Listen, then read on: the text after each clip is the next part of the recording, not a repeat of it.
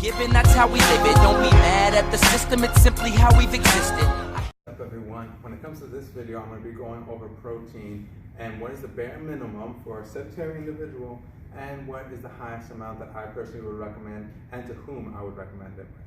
Now, the bare minimum is for a sedentary individual just to survive. That's it. Just to survive. And that would be 0.36 of a gram of protein per pound of body weight. Now, that is for someone who is literally sitting at the house, barely does any exercise, just to get from point A to point B. They can literally just open the door, get into a car, drive to their work, sit at a desk all day, and then do the exact same thing. And they're no playing with you, no activity whatsoever. That would be sedentary.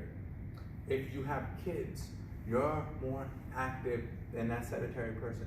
If you have it, especially if you're trying to pick them up and running after them and doing all these different things, you're going to be more sedentary. If you are a pregnant woman, you are not sedentary. Even if you're sitting down, you are working on another child. You're working on another human being. So you are ultimately working double time than what you were doing just by yourself. So you need to be able to eat more. So when I see people I've seen people who are trying to lose weight, but they're starving themselves. I've seen people who are pregnant and they're eating like a bunny. I'm like, no. During those time periods, you need to make sure that you are getting plenty of vitamins and minerals. So yes, if you're eating a salad, do it. But make sure there's some chicken on there. Make sure there's some, hey, if you want to put beef, put beef. Do something where there's calories in there. There's plenty of protein. There's plenty of fats. And yes, the fats from beef are down good. But I'm saying, making sure you have those units of energy, because if you have the units of energy, then you'll be able to work on it and be way more efficient no matter what you're doing. So I'm saying this because from a 0.36 of a gram of protein per pound of body weight is for a really sedentary individual who is just sitting at home doing nothing all day, living by themselves and not hanging out with friends or family or doing any type of activities whatsoever. I recommend 0.5 grams or 50% of a gram to 1 gram. Now, I recommend a little bit higher depending on the individual, but that is what I recommend for the majority of people. Well, I was going to say individuals again, but the majority of people. 0.5 grams is for someone who has a sedentary job, sedentary lifestyle outside the gym. But when they come into the gym, they go hard. Okay. And that is for someone who's just trying to maintain themselves. Okay, cool. That's fine. But that may be smaller depending on how hard you train in the gym. Now, if you are doing it and you're training hard in the gym, but you also do some walking outside, stuff like that, then you go up to the 75% of a gram to 1. 75% to a 1 gram per pound of body weight, because your body needs that. It needs to utilize the protein to make more muscle, to just overall recover. And it comes down to the amino acids. They're doing more than just the muscle. The amino acids are there to ultimately make more cells.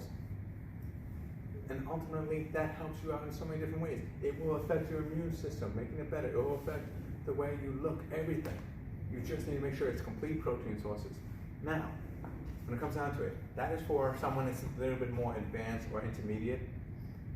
Now, if you are an advanced athlete, like from a cardiovascular standpoint, you're a cardiovascular junkie, or like to refer to as cardio bunny, and you're doing that all the time, 24/7, like training for marathons and stuff like that, then you're going to actually need more protein than a bodybuilder would, because your body is full body, your body is under full body training every single time you do it.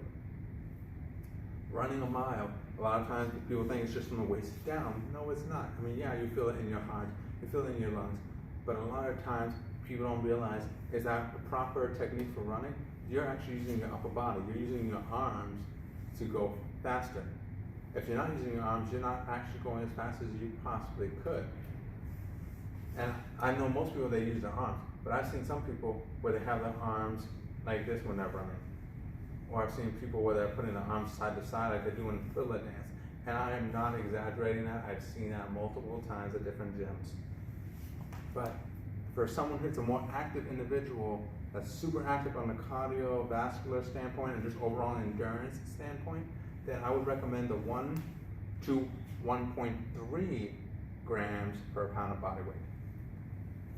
Main reason why is because your body is constantly trying to rebuild everything when you're training full body all the time. So you need to have more in your overall nutrition plan in order to make sure that you got it.